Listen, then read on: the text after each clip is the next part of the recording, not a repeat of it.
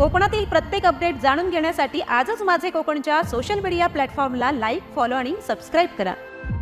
रत्नागिरी जिल्ह्यातल्या खेड तालुक्यातील सवेणी ग्रामपंचायतच्या सरपंचपदी अक्षता सागवेकर तर उपसरपंचपदी अपर्णा महाडिक यांची बिनविरोध निवड करण्यात आली। या निवडीबद्दल ग्रामस्थांच्या वतीने त्यांचा सत्कार करण्यात आला। गावच्या सर्वांगीण विकासाला चालना देण्यासाठी कटिबद्ध राहण्याची ग्वाही नूतन सरपंच अक्षता सागवेकर यांनी दिली।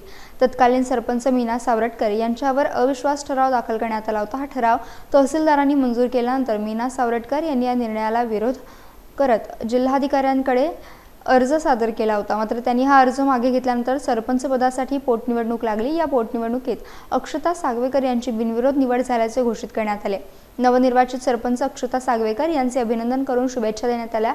त्यावेळी युवा सेना जिल्हा सचिव राकेश सागवेकर, उपसरपंच अपर्णा महाडिक, माजी सरपंच मुक्त्यार कावलेकर, उमेश देवरुखकर, मीना सावरटकर, माजी उपसरपंच राजेंद्र गुजर, ग्रामपंचायत सदस्य सुरेश घाडगे, युवराज गुजर, विजय निकम, प्रदीप घाणेकर आदी उपस्थित होते।